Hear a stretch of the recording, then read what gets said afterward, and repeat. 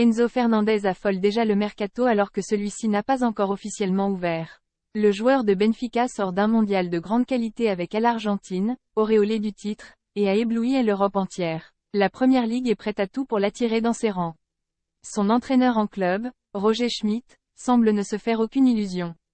Jusqu'au 31 décembre, nous sommes sûrs que nous avons tous les joueurs et que personne ne peut partir, ironise Roger Schmidt, l'entraîneur du Benfica, en conférence de presse avant le match face à Braga. Interrogé sur la situation de ses joueurs, et principalement d'Enzo Fernandez, courtisé par toute l'Europe après qu'il a été élu meilleur jeune joueur du mondial au Qatar, il n'a pu cacher son inquiétude. Pour l'instant, nous sommes à la veille du match et je suis calme. Ensuite, le marché s'ouvre et quand vous avez des joueurs de grand talent, vous courez toujours le risque de perdre des joueurs, a-t-il poursuivi. Les deux hommes, invaincus en compétition officielle depuis leur arrivée à Benfica, pourraient voir leur route prendre deux voies différentes. La Première Ligue en pole position. Même si le profil du milieu de terrain de 21 ans plaît beaucoup aux dirigeants parisiens, son avenir semble s'écrire plus au nord de l'Europe.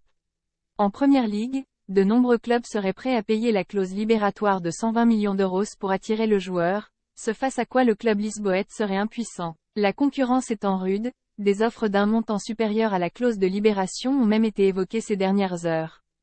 La plus grosse émanerait de Chelsea, qui proposerait 130 millions d'euros. Quoi qu'il en soit, Enzo Fernandez pourrait prochainement devenir le milieu de terrain le plus cher de l'histoire devant Pogba, transféré en 2016 à Manchester United contre près de 100 millions d'euros.